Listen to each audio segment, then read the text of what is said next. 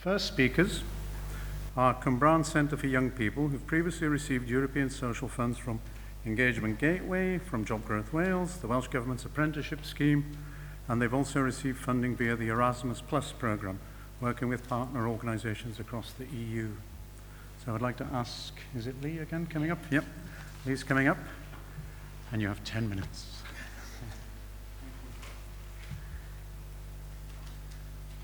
Good afternoon, everybody. My name's Lee Rowland, and I work at the Cwmbran Centre for Young People. I've brought with me a few members of the team. We've got Kerry Ormond, who's the training manager, Joe Phillis, who's a project manager, got Adele over there, who's a finance and administration assistant, and you might have just seen Sam, who's had a bit of a family emergency. He's an operations manager, but he's had to shoot off. But Adele and Sam are two young people who have been through the entire framework progression route that we've put together, and they've come to support us today, which is brilliant news, so thank you, Adele. The Cwmbran Centre for Young People is situated in the centre of Torfaen, and it's got a range of activities. They can range from drop-in sessions with youth work, all the way through to employability, working in our enterprise hub, which is called Randoms, which is an academy for enterprise education, employment and training. The Cwmbran Centre for Young People is open 7 days a week. It's open 9 in the morning till 9:30, and it's open 365 days a year. Obviously that means we're open on Christmas Day, and that hasn't always been like that, but it is like that now because of the needs of the young people. Regarding the young people, last week we had 500 visits in total in all our different projects from young people. And the European funding has helped us expand our progressional framework and also improve our building and employ key members of staff. I'll expand a little bit later on our European funding and the success we've had from it. But firstly, I'd like to show you a video which highlights some of the real issues which affect real young people, which we work with on a day-to-day basis. So, Angus, if you could do that.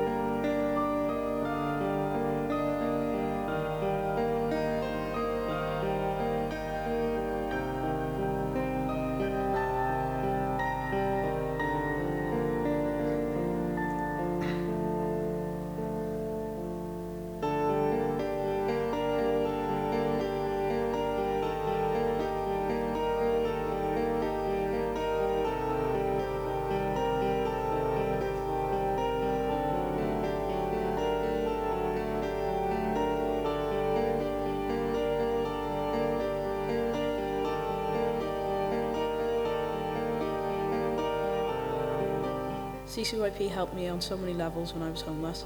They fed me, washed my clothes, got me in touch with the council and put me on an education programme. I now volunteer at the centre and I'm no longer homeless and currently looking for a full-time job.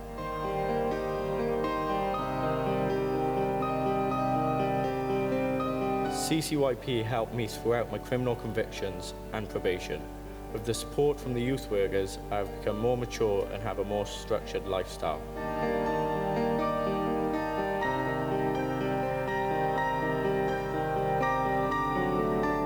Without the help and support from CCYP and the staff, I wouldn't be a mature and respectable young adult. The support I have been given by the centre has made a huge impact in my life. Cwmbran Centre for Young People is a safe and welcoming place for young people from all walks of life, providing innovative ways to support through a range of activities, education, training, life skills, with the aim to help them into long-term employment and ultimately achieve their lifetime ambitions.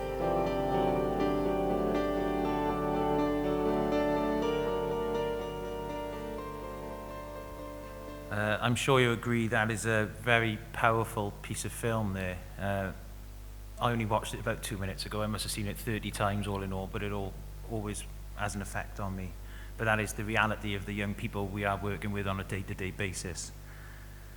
The good news is that European funding, we've been able to work with literally thousands of young people to provide education, qualifications, employment, work experience, training, and we can also develop their quality of life with support for housing, finances, relationships, food, accommodation, and many more.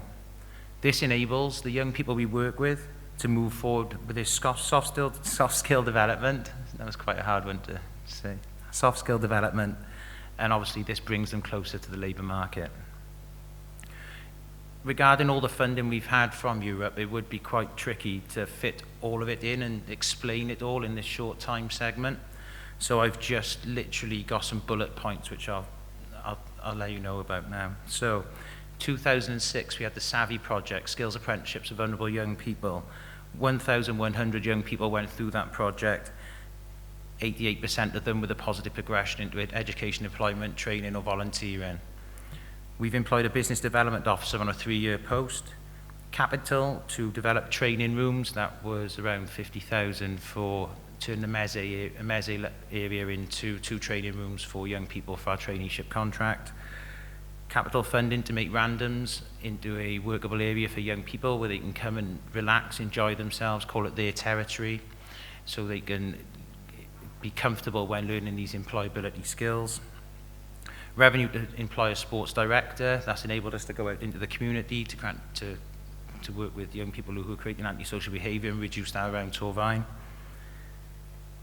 And one of the biggest projects we've had over the last few years is the Engagement Gateway project in conjunction with WCVA. The Engagement Gateway project has worked with over 300 young people, just under 100% positive outcomes with qualifications, 70% with a positive progression into employment, education and training, 0% early leavers. These are young people who are not engaged in anything, and once they come to us to work with us with our amazing team, they don't leave. It has opened up a number of doors for us, European funding. I was lucky enough to go to Malta last year to speak at the European Commission event to tell them about the framework progression that we put in place and also the social enterprise work that we're now moving into with randoms. And my colleague Sam, who unfortunately has had to go, he came with me as well. And 18 months ago, he was a volunteer. And then he's now speaking at European Commission event in Malta, which is just an amazing journey for him as a young person. The funding which came to create the framework, which I'll just explain to you briefly, developed a progressional plan for young people. So this is, in a nutshell, how it works. Young people can come into our centre. Like I said, it's open 9 till 9, 365 days a year, for drop-in sessions with our youth workers. We've got some amazing youth workers. 2 of them were in the top 3 best youth workers in Wales for the last 2 years. Create a rapport with the young person, just find some common ground. We've then got the Engagement Gateway programme with WCVA, which is a light intervention, but importantly that provides transport, accommodation, food, and we can do such things as wash young people's clothes or give them shower gel, hygiene products in order to make them feel more self-confident. Joe manages that project fantastically. The young people then, once we've got them into a routine of coming to us can then have a look at the options with the traineeship engagement level, which Kerry then runs. Engagement level is a flavour of everything which goes on in the centre, so it's all around things that young people enjoy. We didn't dream this up ourselves. Everything we do is in consultation with young people. They come first. It says on the front of your magazines, for young people, by young people. That's our ethos through all our projects. Once we've got a subcontract, thankfully, to deliver the engagement level, they can then go on progress to level 1, where they focus a little bit more on what they might want to do when they finish their level 1. So it could be business administration, customer service, or youth work.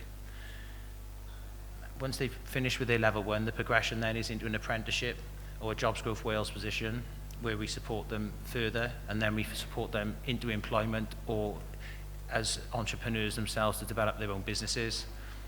We don't just leave them once they get into employment. Our job is to keep in contact with these young people in order to make sure that they have got the employability skills to stay in those jobs. We aren't like other providers. We support our young people until they no longer need support. We don't just get the progression and leave them. We are there for them. They come first.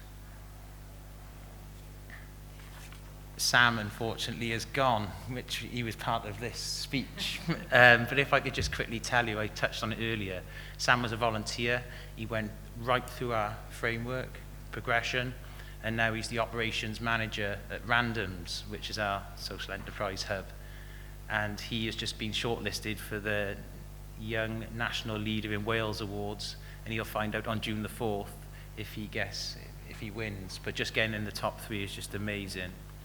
And I know Adele has been through the framework progression as well. I won't embarrass you, Adele, don't panic.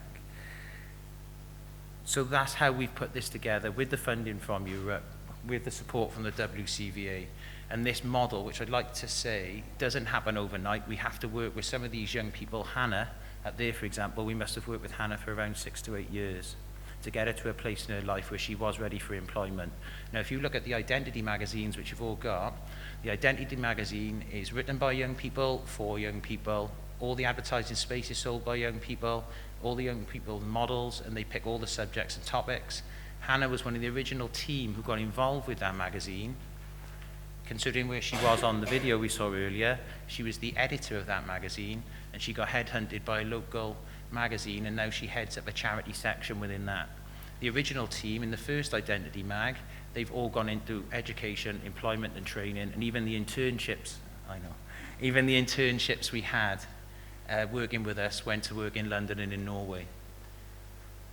So we've had I believe that the framework progression we put in works. It takes time, but it can be replicated and put in a number of different organisations throughout Wales. Thank you. Thanks for listening. Moving on, something similar but a bit different. The next speaker is Joanne Welford, who works for Viability. Viability have a track record of bringing together, like Cwmbran, a number of different funding streams to offer a package of support to participants they work. This includes, again, ESF.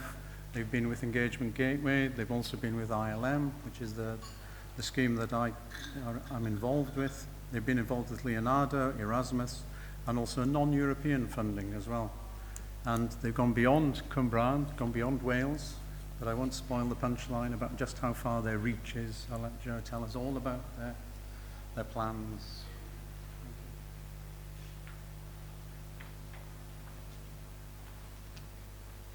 Thanks, Morgan. Okay, Viability. Quickly tell you a little bit about Viability first. Anyway, we were set up in December 2009, so we just turned 5, by Kelly Davis, who's an ex-Arsenal, Liverpool and Welsh international footballer. Now, Kelly did her MBA at Liverpool University, and her dissertation was called The Viable Commercialisation of Football Clubs. Now, that document isn't just a dissertation that now sits on a shelf, it's actually the basis of Viability and our model and our plan and everything that we actually do. Our vision is for every community to have a thriving and financially stable sports club at its heart, providing opportunities for people to develop employability and life skills to broaden their horizons. And we don't want to just be in Wales or just in the UK. We actually want to be global. We want to have global domination eventually. So the two major problems that the dissertation pointed out and the ones that we tackle as viability are unsustainable football clubs and sports clubs. Now, you've all seen in the news sports clubs going into administration. You've got all your football clubs like Wrexham, Leeds United, Rangers were a big club that went into administration. But it doesn't just happen at the top flight levels. It happens all the way through sport, and in every sport, not just football. In F1, you have Mauritius and Caterham that went out of business last year, or almost went out of business in the case of Mauritius. Wasps Rugby Club went into administration. And Glamorgan Cricket Club almost went into administration recently as well. So it's actually all levels, all sports, and this is what we're actually working to tackle. The second issue we're working towards tackling is youth unemployment and youth disengagement. We have an incredibly high success rate of 82% of young people who go through all of our programs will end up in employment by the end of them. But what we also want to do is create a mind shift within organisations so that they don't, and communities, so that they don't see young people as an issue. They see them as an asset. They see their ideas as an asset and actually give them a chance to be the best that they possibly can be. So our two-pronged attack is we work with the clubs to make them financially stable so that they can employ the young people. Meanwhile, we train the young people up to run the clubs.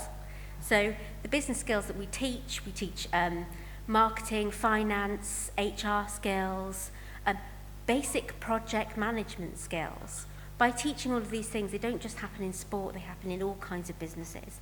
And that's what we want the young people to be able to do, is to go either into sport, which is the hook, which gets them involved to begin, and stay within sport, or go into whatever other career they actually want to do.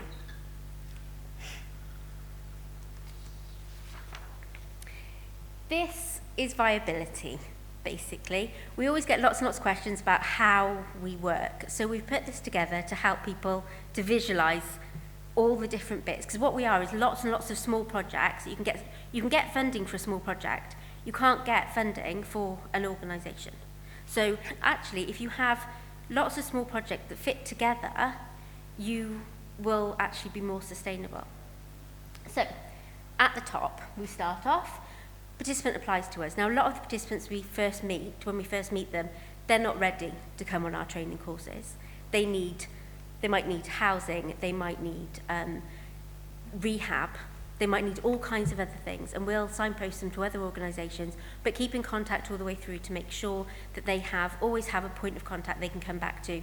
Things like Street Football Wales that we work really closely with, they'll go and play football whilst they're still homeless, and then they will also be feeding into the scheme and helping them all the way through.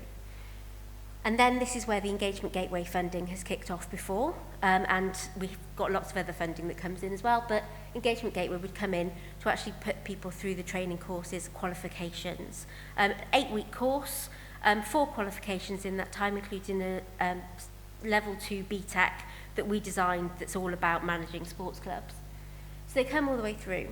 Now, what we do with participants is we don't say this is all theory-based. Our participants don't do well with theory. What you have to do is just say, this is a project, it's yours, or dream up a project, now go run. And we'll support them every step of the way. So they have to do the marketing, they have to get people involved, they have to find the funding for it. And we'll support them through that and teach them how to actually do it. But by the end of it, they're so pleased that they've dreamt up this project and they've run it and they've raised funds for the club, or they've done a multi-sports day in a school and got loads of kids doing all kinds of things. So that's what we actually do. So they come all the way through. And then we try to get them into employment, either outside or within sports clubs. And we use a lot of ILM funding, Jobs Growth Wales funding, used to be Future Jobs funding as well, all in there to actually give these. A lot of the young people we work with are not ready yet to go into a job without any support around them. So by having a job that's paid for, the sports clubs are willing to keep them on because there's somebody there. We're always the constant there, helping them and supporting them through. We then also have European funding again out this side. You have to make sure there's a clear line between the Engagement Gateway, ILM, and then here we have Erasmus and Leonardo, and funding to send people to sports clubs in Europe for 2 weeks to put the skills that they've learned into practice. Now, these are really big clubs that they go to. They go to your Barcelona, your Benfica, your Milan. You know, these are football clubs that we've all heard of, and they get to go and work there. And they get to, some of them, we've had 5 people who've actually had summer apprenticeships to stay over there and work in the academies over the summer. So on top of the 2 weeks, they've had that. The other thing that we've actually got as well is 4-week placements in India, which are paid for by Gwirfol. So they go to India, they're teaching English through sport, because the kids over there are taught in English, but they actually don't understand English. So if we teach them using sport about all the different words they need to know, they'll actually have better life chances, and we work in an orphanage over there. So as you can see, just to do this, there's 5 different types of funding just involved in this in total. And then, skip that one, this is the stuff we do with the clubs. Now, over in the top corner, that's where the course really kicks in.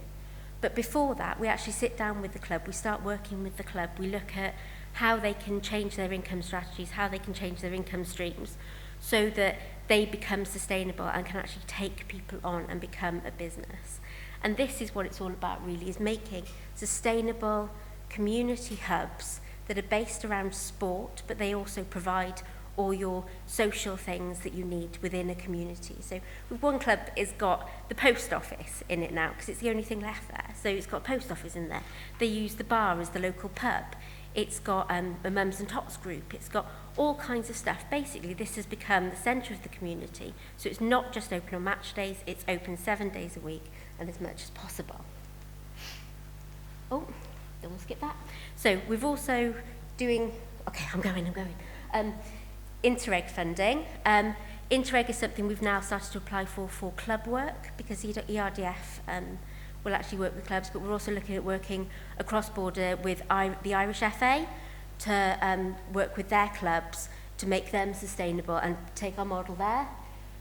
Lottery funding, we tend to leave that to the clubs, but we'll help and support them to do it because we don't have any particular place. And at the moment, I'm working with 6 clubs in South Wales. So if you know anybody who wants to apply to be a viable club and start this process with us, let me know. And we also work with 6 clubs in North Wales last year that we're still working with.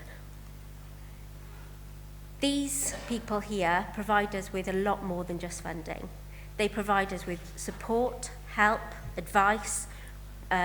Deloitte, for instance, will send people to our courses to come and talk to the young people about finances and what you can do in sport finance in the world. And, you know, they'll always be there at every step of the way, and we can't appreciate them enough, because it's not just about funding, it's about getting other people involved. Finally, benefits of European funding: it lets you be flexible, it lets you try things that you won't have tried before, but also weave things together. The lesson learned: it's administration. Things take a long time to go all the way through, so make sure you've got the lead-in times, but you also have to have enough administration and management in there, because they're not quick, let's just throw them together projects. They have to be really well thought out and make sure that the auditing is all very, very clear. Sorry. Thank you. The last one is Community Currencies in Action, and I'm going to ask my friend of a number of years, Darren Hollick, to come and explain this one. This one's a bit different. It's only from one fund, I think, which is Interreg 4B. So Darren's going to explain what community currencies are, and it's as interesting, believe me. And hopefully he's going to keep it down to about 7 minutes. Otherwise, I'll be...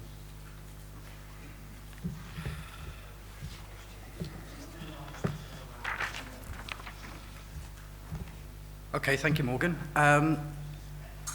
As Morgan said, I work on the CCIA project, Community Currencies in Action, and I am the project manager for WCVA, who is the lead partner in a transnational project. This project is funded under Interreg 4B NWE, Northwest Europe, and since February 2012, The project has been running and is due to end on the 30th of June of this year. The total project costs have been just over €6 million, with an intervention rate of 50%. That has meant that we've been able to recover through ERDF grant just over €3 million. So you can see it's quite a significant amount of money. So, what has the funding allowed us to do? This is the mission of the project, and it is to promote the concept of community currencies as a means of engaging and energizing communities, making them more inclusive, prosperous, more resilient, and environmentally sustainable. So, that is what we're looking to do, but how have we gone about achieving it? Primarily, the focus of the activity has been around the implementation and design of 6 community currencies being delivered across 4 member states. Now, these community currency models vary in model design, they vary in size, so it can be just in a small community or a municipality to cover, or it can even be a whole province. But they also are different in the aims they're looking to address, whether it be social, economic, or environmental. But this activity is still considered to be local when it comes to the managing authority, because the activity is delivered at a local member state level. So where does the transnationality come into it? The transnationality comes into play from the collaboration and sharing of best practice that has led to the creation of a number of publications and products which we've come to commonly refer to as the legacy. Now, these are just some of the legacy items that we have here. Recommendations to public bodies, which includes feasibility studies in different policy areas on how community currencies can be used effectively to implement and deliver public services. Also listed there is the Common Design Framework, and also the ICT platform, which is a freeware which will be free for anybody to download who wishes to design or implement a community currency, and will help support the administrative delivery of such a currency, irrespective of what that currency model is, irrespective of size, and irrespective of what you are looking to achieve. There's also a practitioner's toolkit, which is full of useful guides and information, which will act as a structure to take people through if they're looking to consider setting up a community currency, and helps them to consider all the different stages and processes that they need to consider. And the last thing I've left on there is a publication. And the publication is called People-Powered Money, and it's due to be released next Tuesday at our closing event in Brussels. And this really is something that we're really quite passionate about, because it is a collection of all the collaborative working that has gone on transnationally during the lifetime of the project, and is a collection of all of our learnings and what we've achieved. So this is something that all of the partners feel very passionate about. So talking about partners, this is our partnership. The partnership consists of 8 partners across 4 member states. Within the UK, we have 4 partners, 2 of which are based in Wales. As I've already said, WCVA is the lead partner. The other Welsh partner is an organisation called Spice Innovations, and our other 2 UK partners are based in London. That's the London Borough of Lambeth, and also NEF, or the New Economics Foundation. So going across the water to our French counterparts, it's an organisation known as Crédit Municipal de Nantes. And then in Belgium, we have an organisation called Limburg Net. And in the Netherlands, we have 2 organisations, one called Coin, and also Amsterdam East, which is a public body. The partnership itself is actually made up of 50% third sector organisations and 50% public sector organisations. And this has actually helped with the cross-fertilizations of ideas across sector, and also helps to give credibility to some of the policy work that we're trying to influence as part of this project. So just looking at a couple of the community currency schemes, I'm not actually going to talk about the top 2 currency models, because it is the third, the mutual exchange scheme, that best addresses issues around social exclusion and poverty. So as it says there, a mutual exchange scheme allows individuals and organisations to exchange services using time as a credit of value. Now, to put that into context, let's just say you are a volunteer and you decide to volunteer within your community on some kind of community project. It could be a litter pick, it could be working on a community garden, it could be working on a community mural, or even perhaps assisting an elderly member of the community. Now, in those 3 hours, you earn 3-hour time credits. That's 3 time credits. So then you can use those through time spent activities, such as perhaps attending your local cinema to see the latest film, and the remaining hour unit you could use to access the leisure services, for example, perhaps going swimming or going to the gym. Now, this model is very useful in addressing social exclusion, in that it allows people to access services which would, without it, be beyond their reach. And in Pembrokeshire, this has particularly been relevant in accessing health services, so things like gym and leisure services, but also alternative healthcare as well. Our partner in Amsterdam has taken it just one stage further, and you can actually use their time unit currency in exchange for goods and services. And in one of the chain supermarkets, depending on the number of time units you're using, grants you a certain percentage discount. And you can see that how that approach can have a real impact on poverty. Okay, so moving now on to our experience, focusing on the barriers, and they are only barriers in that they can be overcome. The first thing I would say is about the loss of a partner. We experienced the loss of our French partner in the early stages of the project, and obviously this had an impact on the implementation plan involving the transnational activity. I've got their 100% audit. Now, it is, unlike the structural funds in Wales, which looks at random sampling of records, the Interreg programme requires 100% audit. So if you are considering looking at this type of fund, do not underestimate the administrative burden. And that needs to be reflected in your budget. However, this is also a positive in the sense that because you've gone under 100% audit, if you are selected for a second level audit, which is usually selected by the managing authority, it means that whatever audit sample the second level auditors check, it's already gone through one level of audit. So it's almost acts as a safeguard that you have actually got that 100% in place. So even though it is a pro, it's also very much a con. It's very much also is a pro as well. Cash flow can be an issue, particularly for the third sector organisations to do with the payment cycle. If you submit your claim in April, that could be for costs from last June to the December. We have, in one instance, not received payment until the September, so you can see that that's quite a long period of time and can cause significant cash flow. I'm just going to mention about the fluctuations in the exchange rate, which can result in losses for UK partners. So that's just another consideration to bear in mind. But now I'm going to focus on the benefits very, very quickly. As I'm looking at my colleagues there, I think we're running out of time. The benefits, the exposure to wider opportunities, networking and funding are absolutely huge. And touching on the bullet point further on down, this project, the reach of this project hasn't actually just been restricted to Northwest Europe area, which only covers 8 member states.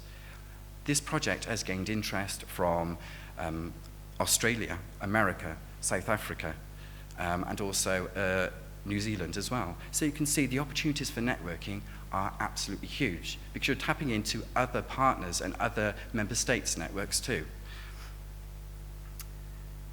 The profile gained by the project has been considerable. We've had our Amsterdam demonstration was actually visited by the Dutch Prime Minister, which obviously raised the profile of the work undertaken there considerably. And also the book, as I say, which is being released next week, has also got a quote there from a member of European Parliament. So gives the book a little bit more kudos. And I will just pick up on the last one, and the Minister mentioned this morning. It is extra money for Wales.